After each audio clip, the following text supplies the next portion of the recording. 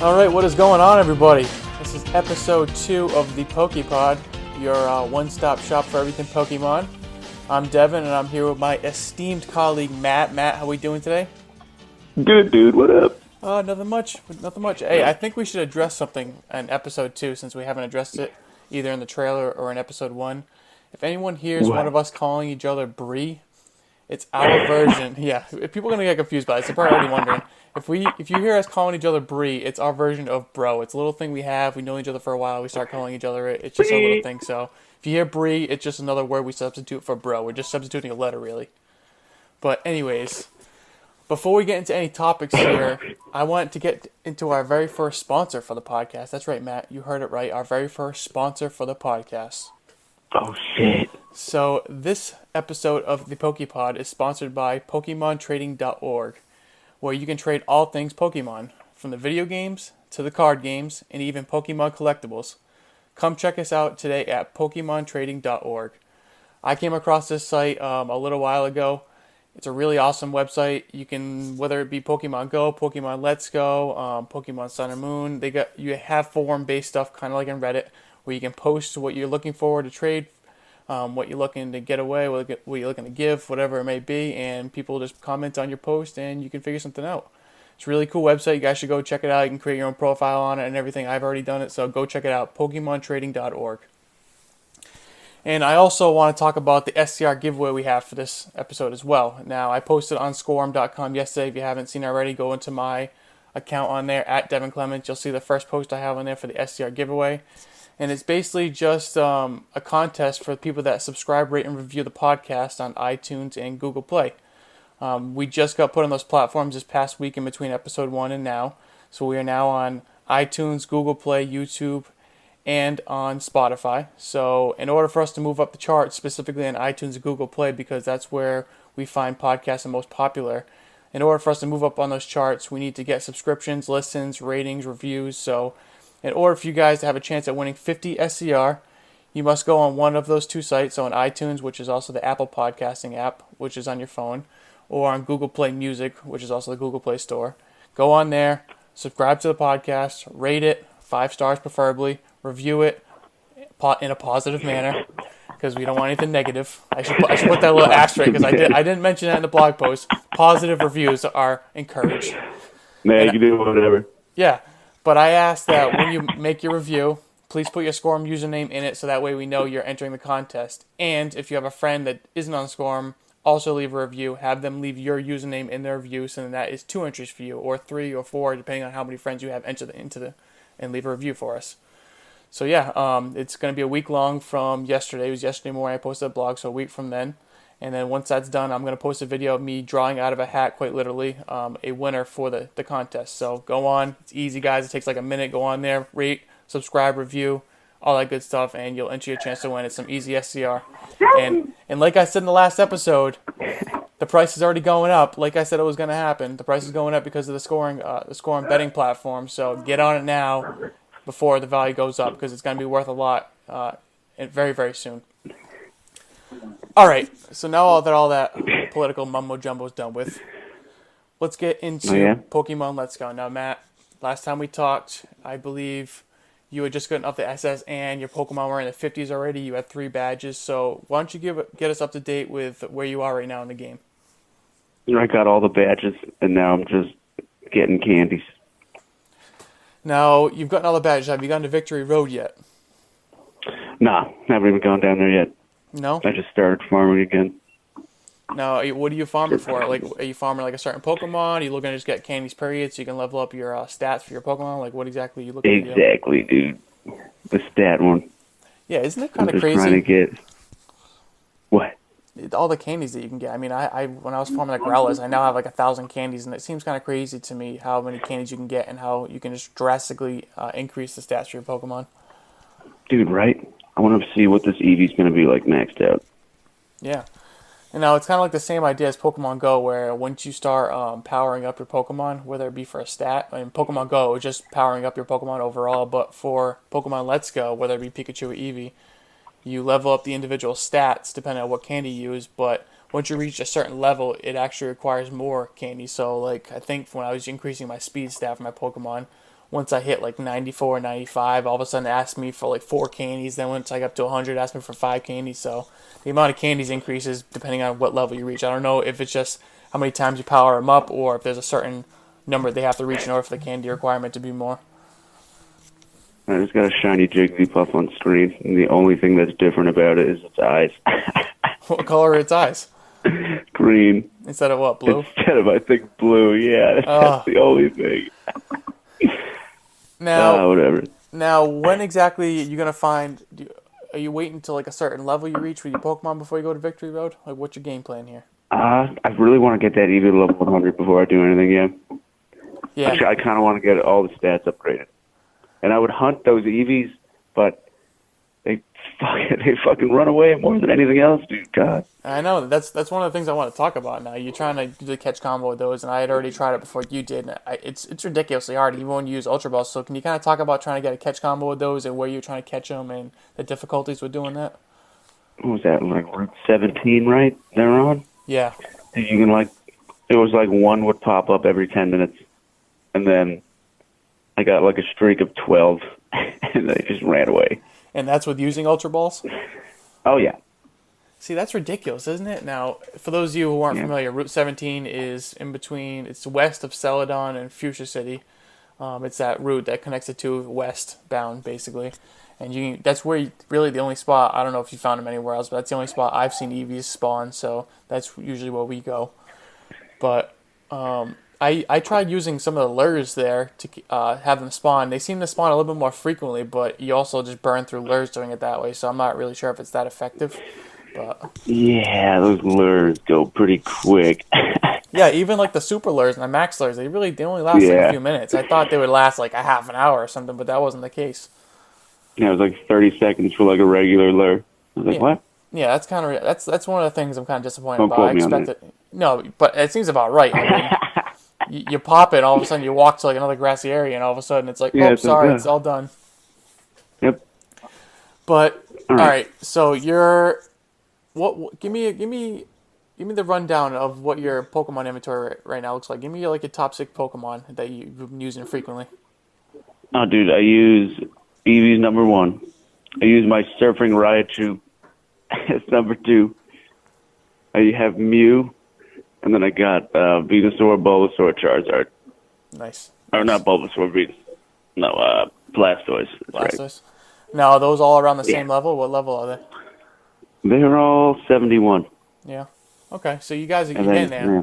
See, it's gonna be nice because once you go to the Victory Road and face the Final Four and the final trainer, in post game you're gonna have to fight all the Master Trainers, and a lot of those Pokemon you have right now are gonna be right about the level based on what I've seen on forums. It's gonna be right around the level of what the Master Trainers are gonna have for Pokemon, so you'll be set. Oh.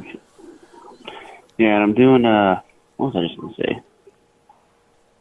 I don't know where my train of thought just went. I'll get back to you, Devin. Okay. Well, anyways, I got a ways to go because I finished it. I'm in post game already, and my Pokemon are still just in the low 60s. So I still got to I think I got to grind some catch combos out in order to level them up a bit more. Oh, dude, for sure. It's all about these catch combos. Yeah, but yeah. So like I just said, I'm in post game. For those of you who are wondering how I'm doing, I'm sure you're wondering how I'm doing too. But yeah, I finished the game. I put a blog up about it on Scorum for you guys that want to check it out. It basically gives you a rundown of some of the things I found on my adventure to becoming the Pokemon Master. I'm not quite there yet because I haven't caught them all yet, but I defeated the Final Four. I defeated the final battle boss. I won't tell you who it is. I don't want to spoil it that much for you, but... Oh, jeez, who is it? But yeah, I did it with... My Final Four Pokemon that I fought with were a Shiny Dragonite, a Alolan Marowak, a Alolan Muck. I battled with a Charizard, a Venusaur, and my Alolan Raichu. My Alolan Raichu has to be my favorite Pokemon out of all of them. That thing is just awesome. Honestly, dude, yeah, I just love the way that thing looks. Yeah. And it's surfing. Surfing on its tail, my guy. It's such like a cute looking Pokemon, exactly, and it floats in the air on its tail. But like, I love the and fact it's also such a cool dude. Yeah, I love the fact that it knows not only electric type moves but also psychic type moves. So like, it knows psychic. That thing will just torment any Pokemon that comes in its path. It's crazy. I love it. That's love what it so I was much. gonna say too. I got all Eevee's like special moves. Yeah. So now, like, I've got all the trifecta of attacks. Yeah, can you kind of talk about that a little bit? Now, one of the reasons that people have been kind of leaning towards Pokemon Let's Go Eevee is because of that specific starter Pokemon, Eevee. Now, obviously, like I explained last episode, Pikachu knows a few different types of moves it can learn, but, it's very specified to Pikachu. It knows electric type moves, it knows normal type moves, and there's not really a whole lot outside of that it knows. But can you kind of talk about Eevee and how, like, diverse its, like, moveset is? Oh, dude. I'm having, let me go look at these attack names, because honestly the names are kind of ridiculous. But, let me read these right now. I have Swift because, that's just my favorite because it never misses. And then I have Buzzy Buzz. That's the electric one. Mm-hmm. I have Sizzly Slide. That's the fire one. These names are the worst. And then I have Bouncy Bubble. That's the water one. And there's more you can get. Like, the move tutors have, like, what? They have, like, Psychic. I think they have a grass one. I think a rock one. There's different kind of names for them, too. Like, just kind of cutesy like that, I guess. Yeah, I would have loved to have been in the meeting when they were trying to come up with these move names for the starter Pokemon. Because, like, I mentioned it, the names of some of the moves that the Pikachu can learn in the last episode, and they're just terrible. It's like, all right, what do we name this one? Zippy Zap. All right, we don't have much time, so let's just add it in. What's next? Floaty Falls. Okay, cool. Like it's like, come on. Dude, for real. It's bad. It's bad. But yeah, like people love the Eevee because it can just learn pretty much anything, and that's why it makes it so powerful. Because you see this nice little fox-looking Pokemon on the ground, and all of a sudden it has Hyper Beam. It's ridiculous. And I can't wait to fight you, Devon. Too. We're definitely gonna battle one day, and I cannot wait to use that thing against you. We need to find some way to like record that so everyone can see what happens when I whip your ass. Oh my! Yeah, that's right. You heard me. Is that what you think is gonna happen? Oh yeah, I know that's what's gonna happen. And then everyone's gonna watch you fall to your knees. But all right. Anyways, so I want to talk about something that I've been grinding out since the last episode, and it just happened last night. I finally did it. I'm so proud to say I did it, Matt. You know what I'm gonna say. So I'm gonna kind of build up to it first. So please do. So once you basically beat the game and you're in post game, you go back. Hang on a second. Let me get my snare drum. Oh yeah, funny. But anyways, you go to Pallet Town and you talk to I don't even know what you call him in the game. I call him Eli in my game because you can name him whatever you want. But it's basically just the other trainer that you go through the storyline with. I can't remember his actual name in like the movies and the basic game, but Gary? Yeah, Gary. No, not Blue? Gary. No, that's Gary and Blue are the same person. I think it might be Red, to be honest with you. I think it might be Red. Oh shit! But anyways, so we'll just call him Red for the sake. Red comes to you in Pallet Town once you go home, talk to your mommy, and he says something along the lines of like, "Hey, so glad you beat me. Whatever you call it. Just so you know, there's been a mysterious Pokemon that has, basically spawned in the Cerulean Caves, which are north of Cerulean City." And he's like, we gotta go check it out. People want us to check it out and see what the deal is with that. And then he says something corny like, last one there's a rotten egg or something like that, something stupid. And then he just takes off. Nice. But yeah, so you go there, and basically what that is it's Mewtwo. So you go through the Cerulean Cave. There's a lot of strong stuff there. Yeah, someone just called me on my phone. I apologize if that came through here. But anyways, you go through the cave. There's a ton of strong Pokemon in there. That's one of two places besides the Victory Road Cave that you can catch really strong, fully evolved Pokemon. And you go through it, and Mewtwo's there. Now, one of the toughest things to do in this game, and one of the most monotonous things and time straining things, is catching a shiny Mewtwo, because A, they only spawn once in the game, and 2, you got to do a soft reset, which is basically saving in front of the Mewtwo before you approach him and come in contact with him. So then that way, when you approach him, does a little cutscene, then spawns to him where you got to battle him first. If he's not a shiny, you got to shut the game off, restart the app, and then go back in and continue to do it until he actually spawns as a shiny. Now, I had no idea how long this was actually going to take, but I figured, it can't take that long. Well, it took me 6 days of just doing that in order to do it. And Matt, you know this, obviously. I texted you last night, and I was like, man, I don't know how long I'm going to keep doing this before I give up. And you said, listen, just do it to the podcast and then do it 2 days after. And if you don't do it by Friday, just give it up. I was like, all right. Yeah, pretty much. Yeah, so I was doing it last night. I did it for about an hour, and then it's just one of those things where you kind of just I'm watching TV because it's really you don't really have to think about it too much. Just keep spawning it, restarting the Yeah, app, just spawning numb it, your respawning mind. the app. Yeah, and all of a sudden it just popped up on my screen. I literally started shaking because I was like, finally, I don't have to wait any longer.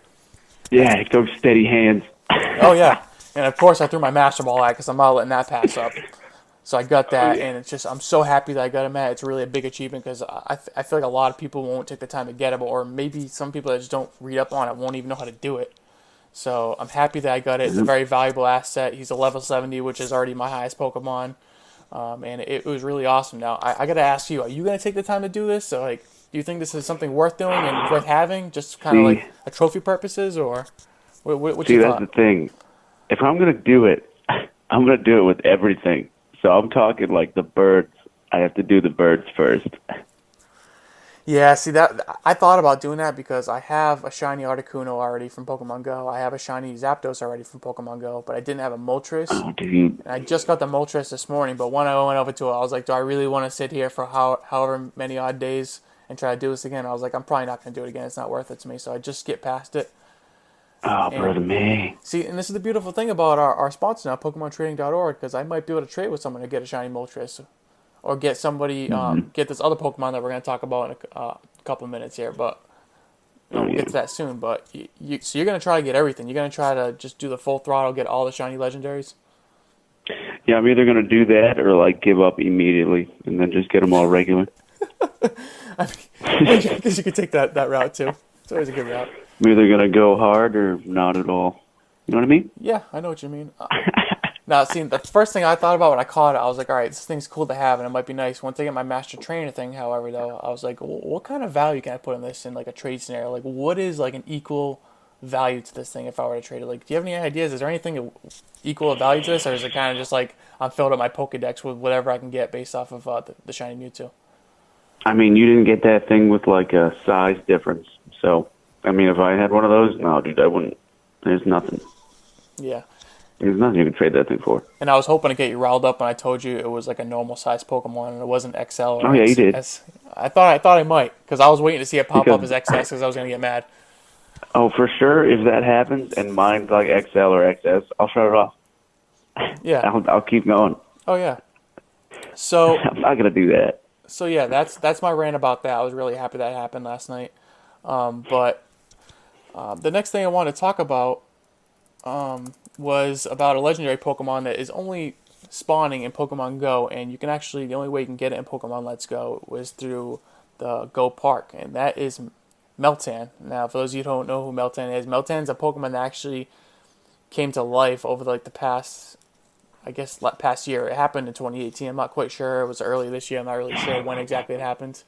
But it's a legendary Pokemon. It's basically liquid metal, and it has nuts and bolts as like its arms, shoulder, or its hands, shoulders, and face. It's really cool. But in order to get its evolution, which is Melmetal, you need to get 400 candies. 400. What? Yeah, if you need 400 Meltan candies in order to get a Melmetal. Oh, you just evolution. gotta walk with that thing in that game for like Well, here's 3 the thing. years, huh? Yeah, so here's the thing. When you make it your buddy in Pokemon Go, it takes 20 kilometers in order to get one candy. Oh yeah, dude. That's like a good 10 years of playing that game. Yeah. So basically, the only way you can get one is every 7 days when you transfer a Pokemon over from Pokemon Go to Pokemon Let's Go, you get a mystery box in your Pokemon Go item storage. And you can pop that. It's basically a lure, and for 30 minutes, Meltan spawn. Now, from what I've seen the last couple times I've done it, you get about like 5 or 6 each time they spawn. And if you use a Pinat Berry on them to get more candies, I get like at best like 36 candies per Oh, round. then yeah. But the thing is, you can only do it once every 7 days. So, Matt, I want to ask you, based on what you know about Melmetal and based on knowing that you can only get him in Pokemon Go, do you think it's worth going through the effort to get him? Or do you think it's just not worth it to you at all? I mean, dude. I mean, if I'm gonna do everything in this game, probably. But Now, looking at its stats, I don't know, dude. Looking at its stats, it might. I feel like it could be worth it, but the only thing is like So when you Wait, look, does it come like maxed out or no, that's so what? if you look at like I think it's Bulbapedia is the name of the site. It gives you kind of like the stat rundown for all the different Pokemon. And for Hmm. Melmetal, its attack power is right around like 145. Its health is like 135, and this is just on average. But the thing about it is its speed is 34, so it's extremely slow. So you're getting a second hit in every single battle unless you use some candies. Nice. So I mean to kind of put the attack into perspective, 145 like the Mewtwo I got was right around 169, and that's at 70, level 70. Ooh. So I mean obviously you can use candies to increase anything, whether it be speed, attack, whatever you may be, but I don't know. I'm kind of like you are. If I want to be thorough about this game and get everything, I have to get a Melmetal. But it's like it's going to be such a pain in the butt to do. It's going to take a couple months at least, right? Yeah, for sure. So I Dude, mean, 400. Yeah, dude, 400 candies. yeah. Dude, So I don't yeah. know. I don't know. Have you done any research on this Melmetal figure? Do you think this is somebody you could use in a battle and like be effective with? Because I know one of the things about it is it's it's immune to 10 different types of Pokemon, and what I mean by What? immune is there's 10 different types of Pokemon moves that can be used on it where they only do half damage against it. Hmm. So I mean that's kind of cool, but like it's other than that, I mean it's prone to like two types of Pokemon. I can't get into like the gist of it. I don't have it in front of me, but this is just from what I remember. So do you think this could be an effective battle for you? Like if you go into like trainer battles, do you think this could be an effective tactic to use to put him out there on the floor and use him? Like what do you think? I mean, for sure, if you get him, he'll be tactical, but, oh, dude, am I going to go through all that to get him? I don't know. You And this is might, like the first I'm hearing about it, so. yeah. I mean, this is it's. I feel like we got to be thorough about this, right? We got to do it all. We got to do it for the podcast. That's why I get the shine at you Yeah, too. right? I did it for you people on this podcast. If we weren't doing this Yeah. podcast and I wasn't here to tell you guys about my experience in this game, I wouldn't have done it. So, thank you to all of my listeners, all of our listeners, I The should say. motivation. Yeah, it's motivation. You guys get the best out of us. You're bringing the best out of me. I'm giving you 110%. So Best. just appreciate that. So, all right. I gotta pull up my thing here. I don't know where it went. It just went away on me. Something went away here. Okay, so my next topic I wanted to cover, and I don't know where it went. So we're just gonna wing it here. God. Oh, we're reading it? We're gonna wing it. I don't know where my thing went. We talking about the list? Yeah, my list. Do you have the list in front of you? The list you sent me? Hang on a second. I Yes. can get the list. I had the list. Wow, this is just so. I don't know. It literally just went away on my screen. But I know one of the things I want to talk about, and maybe I should talk about that right now, and that's the Pokemon hairstyles. Now, I don't know if you played around with this at all, but I hadn't even thought about this until after I beat the whole storyline. Yeah, But can you tell me how to do that right now, please? yeah, I'm going to tell you how to do it. So that way you know, and so everybody else knows. This is a learning experience for all right here.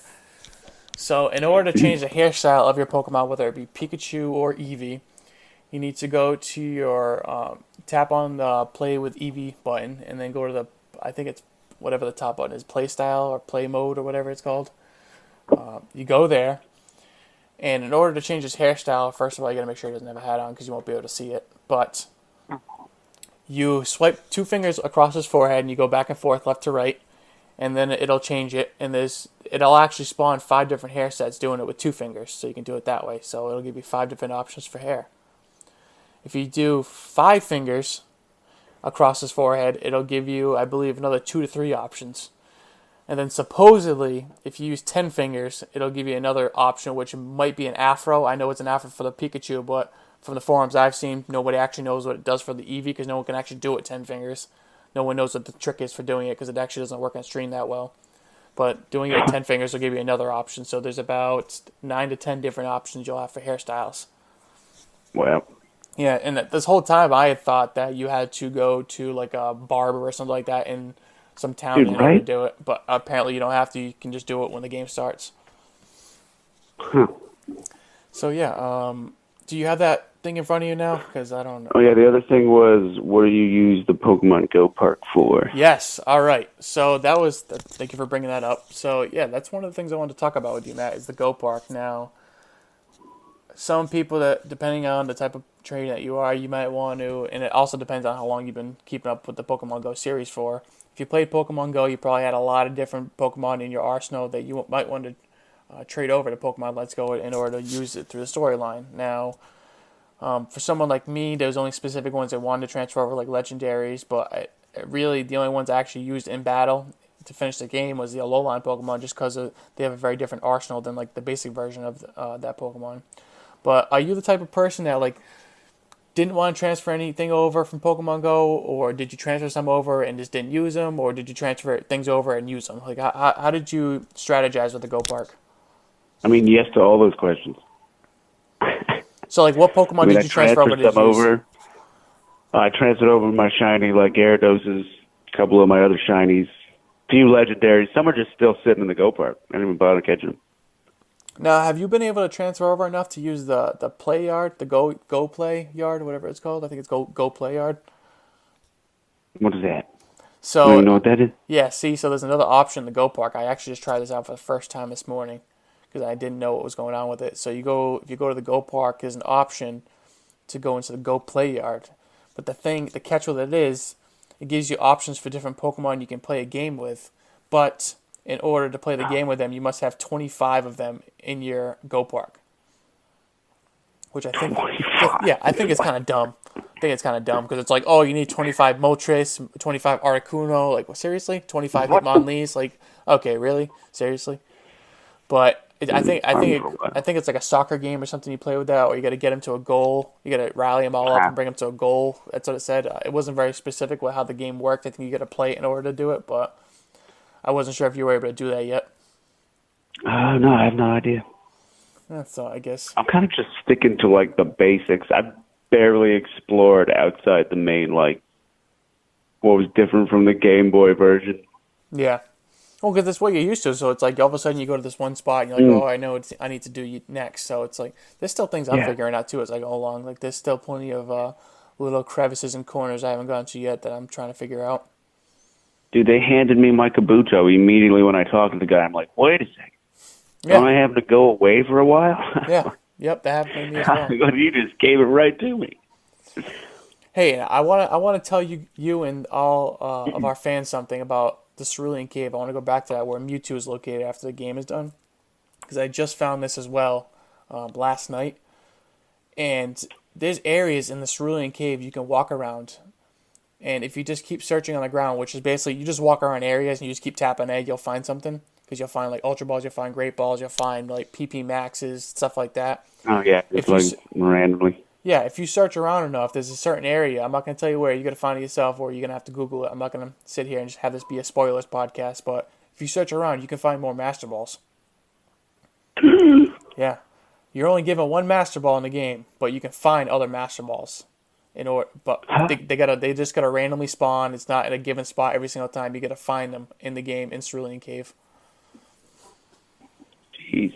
Yeah, so that's a little fun fact for you. I did not know that. I've been in there already. I found like Ultra Balls and Great Balls and stuff like that, but I hadn't actually found any Master Balls. But apparently they spawn every once in a while in that cave, and you can find them there if you just look hard enough. Wow, dude. I'm gonna have to go do that then. Yeah, so you got to go through the Final Four, and you gotta share. I think our next episode is just going to be like our overall takeaway of the game, because I mean we're going to get into Master Trainers and stuff like that too, but the overall storyline, how we felt it win, but we'll figure that out as we go over the next few days. But for sure. Yeah, so that's pretty much all we got for you guys today. So we appreciate you listening to the POKÉPOD, episode 2 of the POKÉPOD. Again, please go and subscribe on iTunes, Google Play, YouTube, and Spotify. Subscribe, rate, and review in order to enter the SCR contest on Scorum.com that we have. And we'll talk to you guys next week. All right. See you later, brother man. Later, Bree.